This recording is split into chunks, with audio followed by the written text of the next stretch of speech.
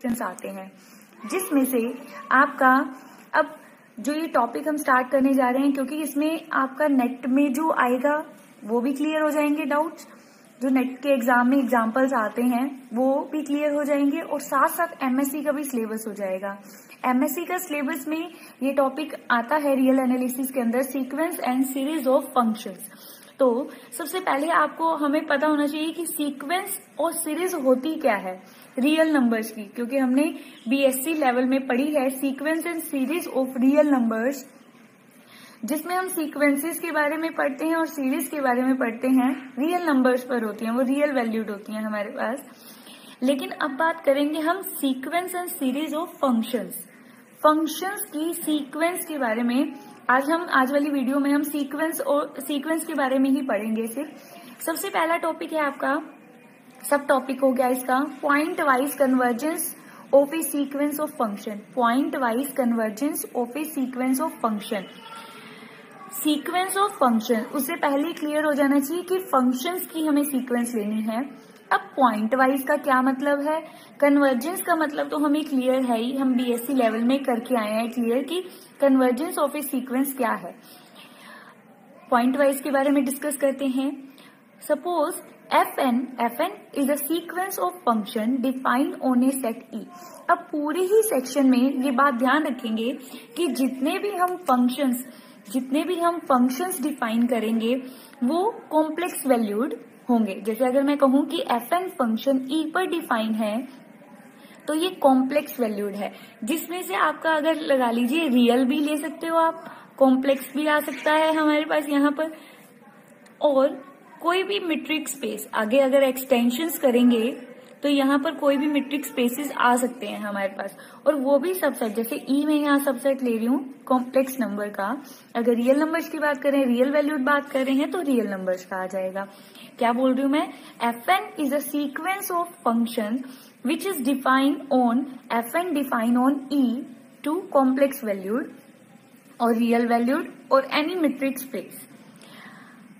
अब हमें पता है अगर हम वैल्यू लें, यहां से कोई पॉइंट उठाएं तो fnx, तो हमारे पास एक सीक्वेंस ऑफ नंबर, क्योंकि fnx जैसे ही लगाया मैंने तो वो क्या बन गई, नंबर्स की सीक्वेंस, चाहे वो रियल नंबर्स हैं चाहे वो कॉम्प्लेक्स नंबर्स हैं। तो sequence of numbers of this sequence converges for every point x belongs to e, कि हम e में से एवरी पॉइंट ऑफ ई का आप कोई भी पॉइंट लें, उस पर क्या करेगा ये, उसके हर एक पॉइंट पर ये, पहले हम पॉइंट पुट करेंगे, मतलब पॉइंट पर ये सीक्वेंस क्या करेगी, कन्वर्ज। आपको कन्वर्जेंस की डेफिनेशन पता है कि अगर an कोई सीक्वेंस है, वो किसी रियल नंबर को कन्वर्ज कर रही है, converges to a real number, it means limit n tend to infinity an goes to a। तो ऐसे ही अगर हम बात कर रहे हैं fnx converges for every x belongs to e, means हमें एक ऐसा फंक्शन मिल जाएगा, limit function of this sequence. तो fn, तो हम क्या कहेंगे, fnx कोई सीक्वेंस ली हमने फंक्शंस की, x पर डिफाइन किया उसे, तो यहाँ पर क्या हो जाएगा, e पर जो डिफाइन है फंक्शन, हर एक के लिए हमें क्या मिल जाएगा, एक, हर एक। जैसे जैसे आप ये एक्सचेंज करोगे, ये लिमिट एक अलग फंक्शन को, लिमिट फंक्शन को क्या करती जाएगी, कन्वर्ज करती जाएगी। We say that fn converges on e and that f, this f is called limit function, this f is called limit function of the sequence. Means fn converges to f pointwise. यहाँ पर ये ध्यान रखें कि role किसका है, main x का, pointwise, मतलब हर एक पॉइंट के लिए हमें एक लिमिट फंक्शन मिल जाएगा, क्योंकि सीक्वेंस चेंज होगी, जैसे सीक्वेंस चेंज होगी तो हमें एक अनदर लिमिट फंक्शन मिल जाएगा। तो इस कन्वर्जेंस को हम क्या बोलते हैं, पॉइंट वाइज कन्वर्जेंस। अब एक एग्जांपल ले लेते हैं। Suppose fnx is equal to x raise to power n for all x belongs to close interval 0-1। अब क्लोज इंटरवल है, this is a subset of real number, तो मैंने आपको बताया कि जो भी फंक्शन डिफाइन है हमारे पास, यहाँ पर ये किसका काम कर रहा है, e का काम कर रहा है। fnx is equal to x raise to power n। बिल्कुल इजी है। क्या करते हैं हम, पहले मैंने आपको बताया कि पॉइंट वाइज की बात कर रहे हैं तो हमें एक्स पे ध्यान देना है। एक्स की वैल्यू मैंने सबसे पहले, क्योंकि यहाँ पर हमारे पास जो वैल्यू है एक्स की वो क्या है, ये वैल्यू है, मीन्स एक्स 0 वैल्यू भी ले सकता है, 1 भी, और बिटवीन 0 एंड 1।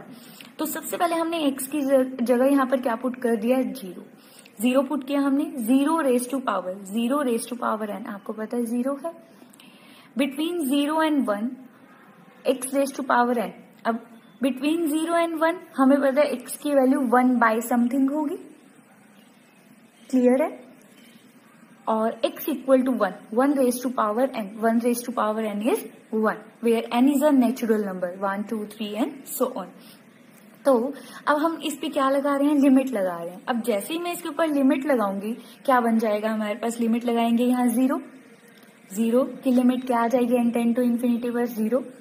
अब हमें पता है ये वैल्यू क्या है, 1 से लेस है, और 1 से लेस जिस भी वैल्यू की रेज टू पावर n हो वो क्या हो जाता है हमारे पास 0, क्योंकि 1 by infinity is 0 and x equal to 1 था हमारे पास, 1 वैल्यू आई थी, लिमिट लगाएंगे तो क्या हो जाएगा, limit n tend to infinity 1 is equal to 1। तो आप देखेंगे कि आपके पास क्या फंक्शन आ गया, एक लिमिट फंक्शन अलग से बन गया। कब, कि जब x की value, when x equal to 0 then its value is 0, when x lies between 0 and 1 its value is 0 and x equal to 1 its value is 1।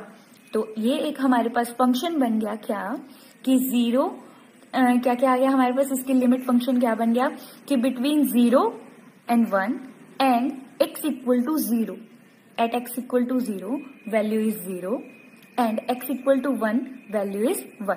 तो ये हमारा जो ये पूरा फंक्शन बन गया, इसको हमने नाम दे दिया यहाँ से fx। क्या नाम दे दिया इसे हमने, fx। तो ये हमारे पास क्या बन गया, limit f n x is equal to fx, where fx is 0 this value at this value and 1 at this value. तो यहां पर हमने देखा कि लिमिट एग्जिस्ट कर गई। तो this function, this sequence of function converges to f pointwise, क्योंकि मेन रोल यहाँ पर क्या था, किसका था, पॉइंट का रहा हमारे पास। अब बात करते हैं, अब हमने क्या किया इस एग्जाम्पल में, जो नेक्स्ट एग्जाम्पल हम लेने जा रहे हैं उसमें हमने क्या किया, डोमेन को थोड़ा एक्सटेंड कर दिया। जो पहले वाला था उसमें क्या था, फंक्शन की सीक्वेंस थी x raise to power n where x belongs to close interval 0 1। अब हमने क्या किया, क्लोज इंटरवल को, इस इंटरवल को एक्सटेंड कर दिया, मीन्स हमने क्या किया, -1 to 1 कर दिया, क्लोज इंटरवल -1 to 1। अगर हम यहाँ पर रखें क्या आएगा, x इज इक्वल टू क्या है हमारे पास, सबसे पहले हम स्टार्ट करते हैं -1, x इक्वल टू -1। तो अगर हम पुट करें इसके अंदर -1 रेज टू पावर क्या हो जाएगा, n, और नेक्स्ट -1 to 0, ये नेगेटिव आ जाएगा हमारे पास। नेक्स्ट x इक्वल टू 0 रखेंगे, 0 raise to power n, 0 to 1 x raise to power where x, अगर हम यहाँ बात करें तो क्या हो जाएगा हमारे पास, x -1 बाय समथिंग होगा हमारे पास। यहाँ पर क्या होगा, x is equal to 1 by something, ठीक है, 1 से छोटा है, 0 से बड़ा है, और यहाँ 0 से छोटा और -1 से बड़ा है। तो अगर हम यहाँ बात करें कि थोड़ा y का ध्यान रखेंगे, यहाँ पर क्या है, x raise to power n, x raise to power n है हमारे पास, x raise to power n 1 by y, और 1 पर ये हमने पहले ही डिस्कस कर लिया पिछले उसमें एग्जाम्पल में। अब हम थोड़ा इसको एक्सटेंड किया। अब जैसे ही आप इस पर लिमिट लगाओगे, जैसे ही हमने इस पर लिमिट लगाई, आपको पता है अगर इवन है तो वैल्यू इज 1, अगर n ऑड है तो वैल्यू क्या आ जाएगी हमारे पास, +1। तो लिमिट क्या आ गई, at x is equal to -1 पे, -1 और 1। आपने ये ग्रेजुएशन में पढ़ा हुआ है, -1 रेज टू पावर n की सीक्वेंस की ऑसिलेट फाइनाइट करती है ये हमारे पास, मींस ओड अगर लेते हैं तो क्या आता है हमारे पास, ओड लेते हैं तो -1 एंड इवन टर्म्स हमारी क्या आ जाती हैं, 1। तो लिमिट हमारे पास क्या है, ऑसिलेट फाइनाइट होती है, तो -1 1 आती है। सिमिलरली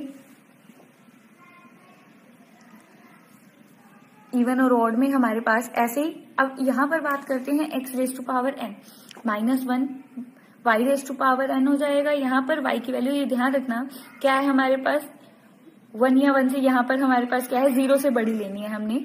ऐसे नहीं लेना कि 1/2 ले ली, 1 से बड़ी आएगी वैल्यू हमारे पास, मतलब 1/<1 होनी चाहिए हमारे पास, ये ध्यान रखें। सॉरी, हाँ, लेस देन यहाँ पर क्या हो जाएगा ग्रेटर देन -1 और 0 से क्या होनी चाहिए लेस। तो हमारा इस टाइप से हमारी ले ली हमने यहाँ पर। तो वो वैल्यू क्या आ जाएगी, हम लिमिट लगाएंगे जैसे इसके ऊपर, तो ये वैल्यू आ जाएगी हमारे पास 0। सिमिलरली 0 पर तो 0, ये हम पिछले एग्जाम्पल में पढ़ चुके हैं सारा। तो इस तरह से देखिए, अगर हम यहाँ बात करें तो हमारी लिमिट या तो -1 आएगी 1, तो लिमिट यहाँ पर एग्जिस्ट नहीं करी, क्योंकि लिमिट हमेशा क्या होती है किसी भी फंक्शन के लिए यूनिक होती है। तो यहाँ पर क्या है, हमारी लिमिट तो 2 आ रही है, मतलब इवन ले रहे हैं तो हमारे पास आ रही है 1, ओड ले रहे हैं तो -1 आ रही है। तो यहाँ से क्या कहेंगे कि लिमिट डज नॉट एग्जिस्ट। तो यहाँ पर आपने देखा कि -1 पर अगर हम बात करें, एग्जैक्ट -1 पर लिमिट एग्जिस्ट नहीं कर रही, तो यहाँ से क्या कहेंगे कन्वर्ज नहीं हो रहा। नहीं कन्वर्ज हो रहा तो ये पूरे इंटरवल, क्योंकि अब हम बात करेंगे पूरे इंटरवल्स की, पूरे इंटरवल पर ये क्या हो रहा है हमारे पास कन्वर्ज नहीं कर रहा। लेकिन अगर जैसे ही मैं इसमें से -1 रिमूव कर दूं, ओपन ब्रैकेट कर दूं यहाँ से, तो ये क्या कर जाएगा पॉइंट वाइज कन्वर्ज कर जाएगा। तो ये हमारा पॉइंट वाइज कन्वर्जेंस थी कि पॉइंट पर, और पॉइंट पर ये डिपेंड करती है हमारी वैल्यू फंक्शन की। तो ये भी हमारी पॉइंट वाइज कन्वर्जेंस के एक हमने कर लिया एग्जाम्पल होने का कि पॉइंट वाइज कन्वर्ज है, और एक ऐसा डोमेन हमने बता दिया जिसपे ये पॉइंट वाइज कन्वर्ज नहीं करती। अब हम बात करते हैं यूनिफॉर्म कन्वर्जेंस। यूनिफॉर्म कन्वर्जेंस क्या होती है, uniform convergence of sequence, uniform convergence of the sequence of functions. Uniform convergence, let a sequence of function fn and 1 2 3 and so on converges uniformly on E। जो हमने बताया था कि function define, हर एक function define है किसके ऊपर, E के ऊपर, E के ऊपर डिफाइन है हमारे पास फंक्शन। तो ये यूनिफॉर्मली कन्वर्ज कब करेगा किसी f को, आपने ये डेफिनेशन पढ़ी हुई है कि an कन्वर्जेस टू a, मतलब पॉइंट पे भी डिपेंड करता था।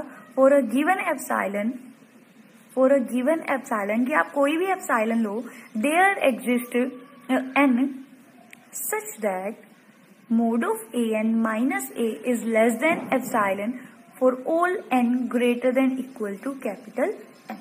तो ये कन्वर्जेंस की हमने डेफिनेशन पढ़ी हुई है, तो बस वही है डेफिनेशन, तो होती बातें सेम है, क्योंकि ये भी क्या है हमारे पास, या तो रियल वैल्यूड है या कॉम्प्लेक्स वैल्यूड है। और हमें पता है 2 कॉम्प्लेक्स और 2 रियल के बीच में, आपने मैट्रिक्स स्पेस में पढ़ा होगा कि 2 रियल ले या कॉम्प्लेक्स वैल्यूड फंक्शन ले हम, उसमें आप डिस्टेंस कैसे निकालते होते हो, ऐसे मोड ऑफ x माइनस 1। तो ये कॉम्प्लेक्स वैल्यूड फंक्शन है हमारे पास, ठीक है। For a given epsilon there exist n such that n greater than equal to n, मतलब वही हमें एक ऐसा n मिल जाएगा फॉर एप्सिलॉन, फॉर एवरी एप्सिलॉन हमें एक कैपिटल N मिल जाएगा, such that mod of fnx minus fx is less than और इक्वल टू एप्सिलॉन। अब आप बात करोगे कि हमने तो ग्रेजुएशन में लेस देन वाली बात पढ़ी थी, ये इक्वल कहाँ से आ गया। तो अगर आप किसी बात को, जैसे अगर मैं कहूं कि 2 लेस देन 3 है, और अगर मैं ये कह दूं कि 2 लेस देन और इक्वल टू 3 है, लेस देन और इक्वल में एक कंडीशन तो फुलफिल होनी चाहिए, लेस वाली हो रही है हमारे पास। तो अगर कोई चीज लेस है तो आप उसमें और की चॉइस डाली हुई है, तो आप ऐसे भी कर सकते हो। For all x belongs to E, क्या है हमारे पास, फॉर एवरी एप्सिलॉन हमें क्या मिलेगा, एक ऐसा इंटीजर मिलेगा हर एक एप्सिलॉन के लिए कि जिसके लिए ये कंडीशन क्या हो जाएगी, फुलफिल फॉर ऑल x, मतलब सभी के लिए एप्सिलॉन। अब पहले क्या था, पॉइंट वाइज और यूनिफॉर्म में क्या डिफरेंस है, सबसे बड़ा डिफरेंस ये है कि यूनिफॉर्म कन्वर्जेंस, पॉइंट वाइज में तो आप हर एक पॉइंट को साथ में लेकर चलते हो, लेकिन यहाँ पर क्या है, सभी के लिए हमें एक ही ऐसा लिमिट फंक्शन मिल जाएगा fx, सभी के लिए हमें एक ही, हर एक में उसमें क्या था, अलग अलग था कि अलग अलग हमारे पास क्या था, लिमिट्स आ रही थी, लिमिट फंक्शंस आ रही थी।